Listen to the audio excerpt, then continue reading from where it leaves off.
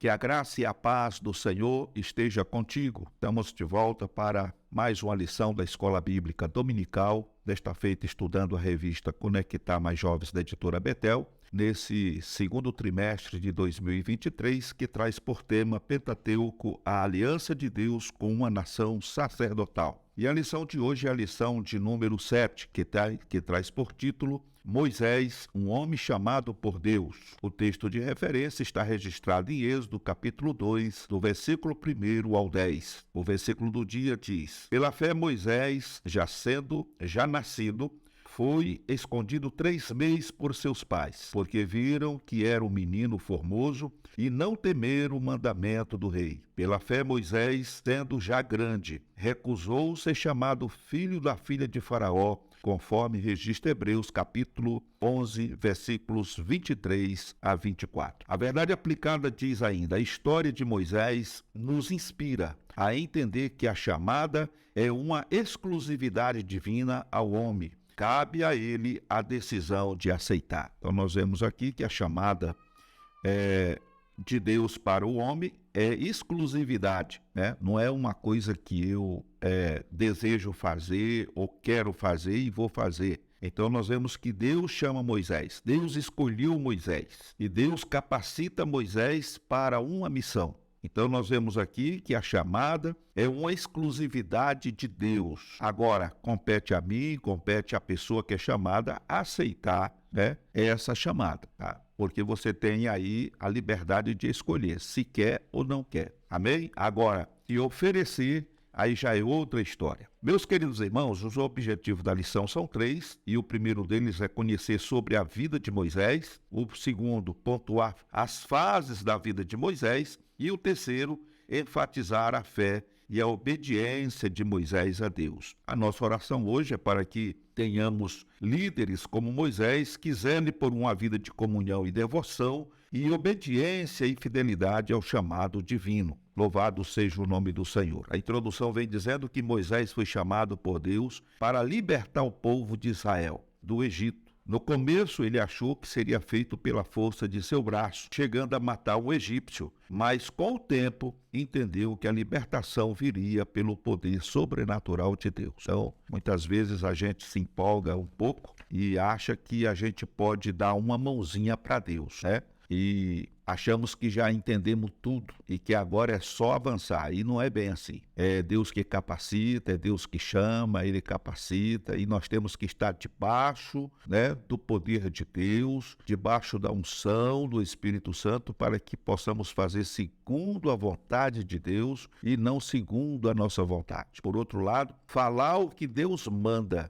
e não falar o que eu penso e usar o nome de Deus como se Ele estivesse me mandando falar alguma coisa. Isso é muito perigoso. Então nós vemos aqui no caso de Moisés, quando ele descobriu a sua linhagem, descobriu a sua família, descobriu os seus pais, né? Porque até então ele não sabia, mas depois quando ele descobre realmente que ele é israelita, que ele faz parte daquele povo tão sofrido, tão massacrado, então ele passa a se importar com aquele povo. E num dos episódios, conforme a introdução, é que ele se depara com um egípcio, né, um capataz, açoitando violentamente um judeu, né, um israelita, e ele toma as dores e ele violentamente agride aquele soldado, aquele capataz, e ele acaba falecendo. Passado algumas horas, ele vê 2 compatriotas discutindo, brigando entre si, e ele tenta acalmar os ânimos, e alguém diz: você quer fazer com a gente que nem você fez com aquele egípcio? Então ele percebeu que tinha sido descoberto e que ele estava correndo risco de morte, porque Faraó jamais iria perdoar, né? Até sabendo que ele não era um egípcio. Então ele fugiu, e foi quando ele foi para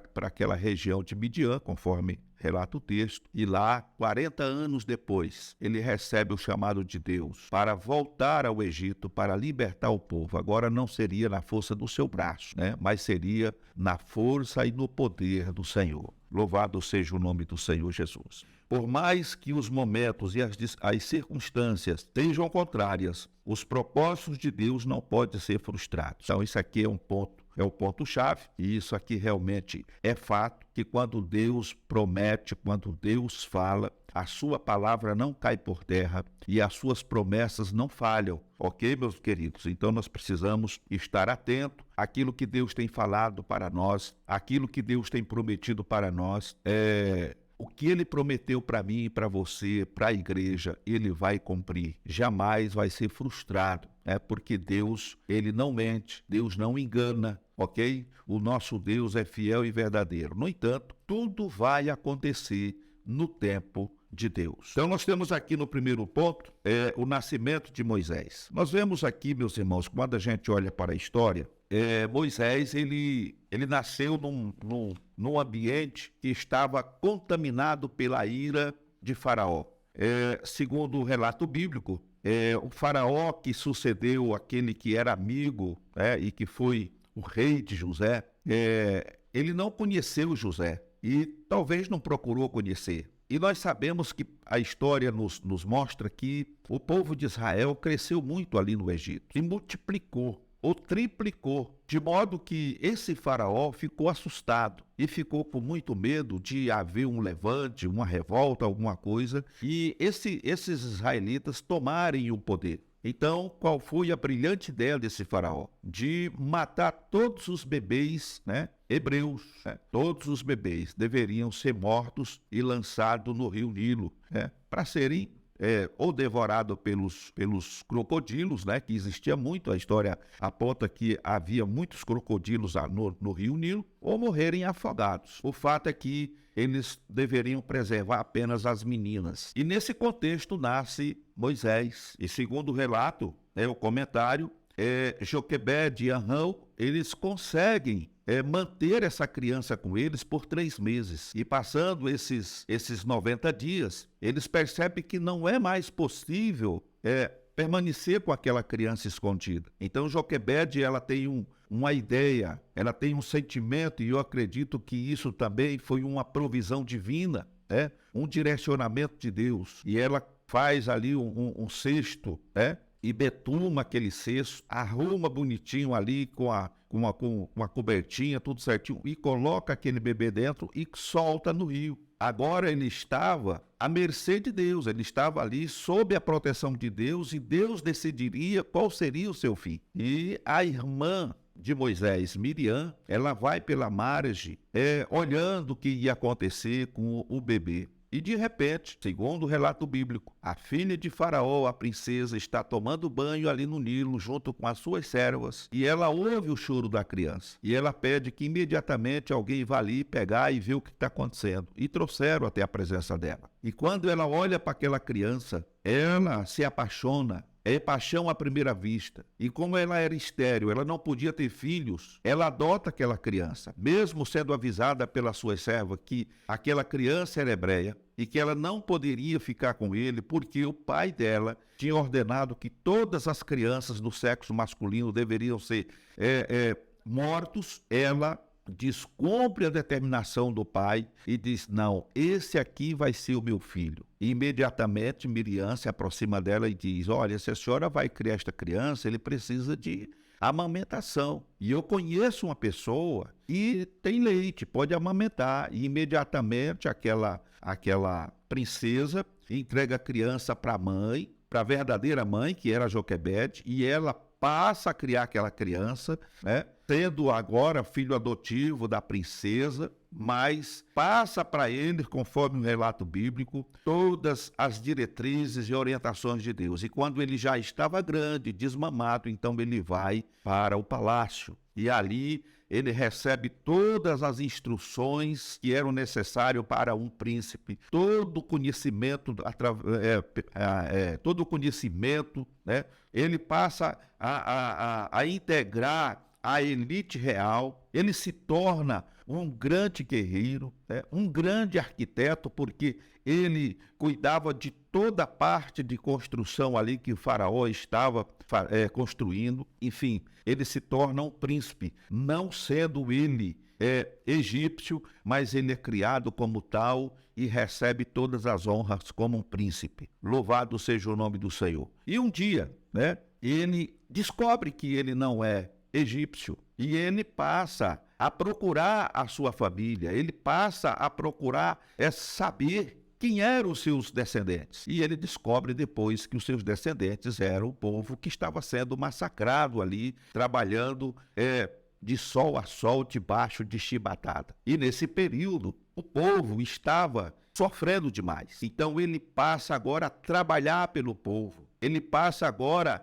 a tentar interceder pelo povo, sem resultado, até que, no ponto que eu citei a princípio, ele acaba assassinando um egípcio e, por conta disso, ele precisa fugir. 40 anos depois, já no exílio, ele se torna um apacentador de ovelhas, um pastor, e uma das ovelhas se desgarra e ele vai em busca dessa ovelha e lá no alto daquele monte, ele vê que uma sarça, de repente, começa a pegar fogo e o fogo não consome aquela sarça. E ele, admirado por conta daquilo que ele está vendo, ele se aproxima. E ao se aproximar, uma voz surge do meio daquele fogo dizendo: Moisés, não se aproxime, tire a sandália dos seus pés, porque o lugar em que você está pisando é terra santa. Então ele reconhece que ali é algo sobrenatural e ele se curva diante daquela cena, daquilo que está acontecendo, e a partir dali ele passa a ouvir a voz de Deus. E Deus diz: eu desci para libertar o meu povo que está escravizado no Egito, e vim te chamar para fazer esse trabalho. Eu estou parafraseando aqui. E Moisés, ele põe algumas desculpas. Depois de 40 anos, fora do palácio, tem o convívio, no meio da elite, ele se achava um homem pesado de língua, sem jeito, mas o Senhor o capacita. E por fim,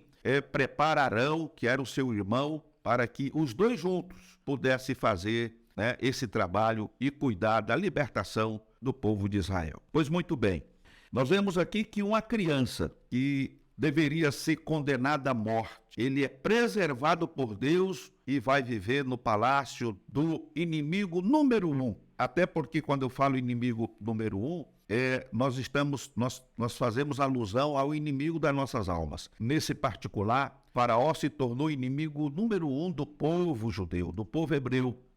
Então, ele se torna um príncipe na casa daquele que destruiu e assassinou muitas crianças. Foi preservados por Deus. Inclusive, o Estevão, ele chega a descrever Moisés, que tinha sido instruído em toda a sabedoria ou em toda a ciência do Egito, conforme está registrado em Atos capítulo 7, versículo de número 22. No segundo ponto, nós vemos aqui Moisés recebendo a chamada de Deus. E a chamada de Moisés é algo sobrenatural, pois Deus escolhe uma sarça fumegando em pleno deserto para atrair a atenção e falar ao coração de Moisés, escolhendo para a difícil missão de libertar o seu povo da escravidão. Então era uma missão específica, esse chamado de Moisés foi específico e Moisés tinha essa missão de libertar o povo de Israel ali do Egito. Então nós vemos que Deus faz as coisas muito bem feitas.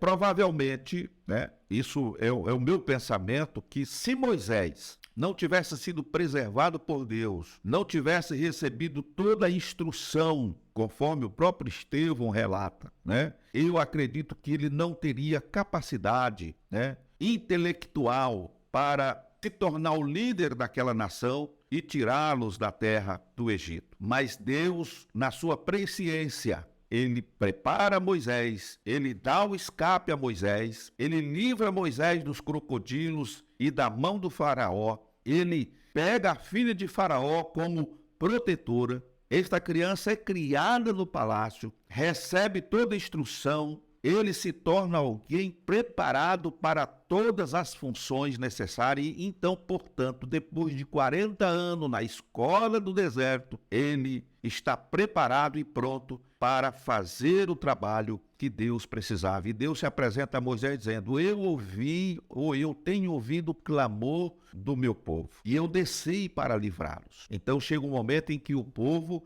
eles começam a clamar a Deus porque eles não estavam mais aguentando a opressão daquele opressor. Então Deus ouve a oração, prepara Moisés, e Moisés é enviado para libertar o povo do Egito. Louvado seja o nome do Senhor Jesus. Ele, a partir daquele momento, ele é inflamado pela chamada de Deus, porque ele já sentia, as dores das chibatadas que o seu povo levava diariamente ali trabalhando, tirando a argila, indo buscar a palha para preparar os tijolos, arrastando pesos exorbitantes e a alimentação muito fraca. Muitos morreram debaixo da chibatada porque já não tinham mais força para trabalhar. Então era terrível aquela situação. Então Moisés, quando recebe de Deus a chamada, ele é inflamado. Ele agora percebe que não é mais pela força do seu braço, mas é pelo poder de Deus que ele vai concluir aquela obra. Louvado seja o nome do Senhor. E aí nós vemos no terceiro tópico os feitos de Moisés. A vida e a trajetória de Moisés continuam inspirando gerações, porém os seus feitos servem de prova e informações do quanto ele serviu de instrumentos de libertação na vida de um povo, bem como contribuiu para a construção de uma nação. Ele deixa um legado que é o Pentateuco.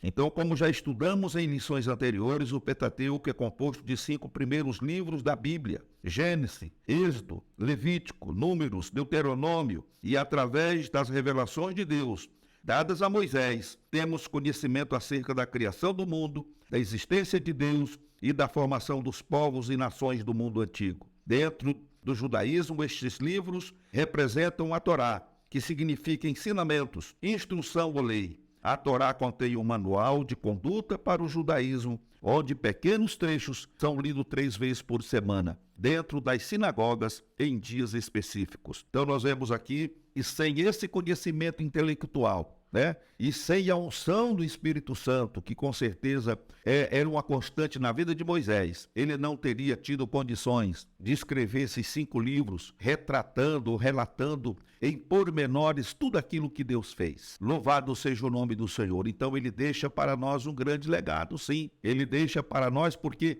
esses 5 livros se tornaram uma base de todo conhecimento e de formação de caráter e de uma vida honesta e libada, não só dos judeus, das pessoas que têm a Torá em suas mãos e seguem à risca tudo que está escrito, mas nós, que fazemos parte do cristianismo, porque ela também serve de base para a teologia cristã. Louvado seja o nome do Senhor. Portanto, por intermédio de Moisés, Deus deu ao povo o decálogo, que se caracteriza por 10 mandamentos, estabelecendo diretrizes de relacionamento com Deus e para com o próximo, conforme Êxodo capítulo 20, do verso 1 a 17. O sistema do tabernáculo foi também dado ao povo através de Moisés, ensinando o povo sobre pecado, arrependimento, culpa e a maneira como portar-se diante de Deus. Todos estes 2 legados fazem parte da vida dos judeus e serviu de subsídio, até mesmo da teologia cristã, bem como o sistema ético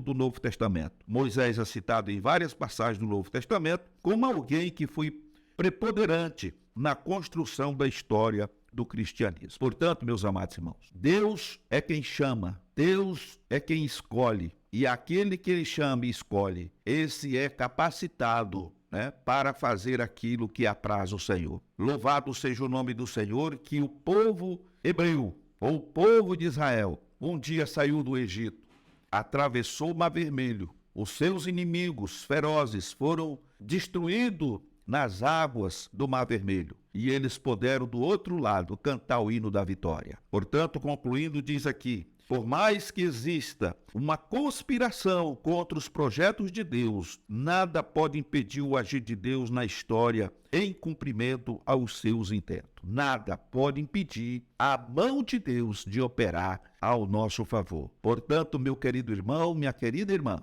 se você está enfrentando lutas, problemas, as circunstâncias não são boas, permaneça firme na presença do Senhor, porque aquilo que Deus planejou para a sua vida não vai cair por terra. Louvado seja o nome do Senhor Jesus. E assim, nós chegamos à conclusão desta aula, agradecendo a Deus pela sua vida e permitindo o Senhor, estaremos de volta numa outra oportunidade. Fiquem na paz do Senhor Jesus.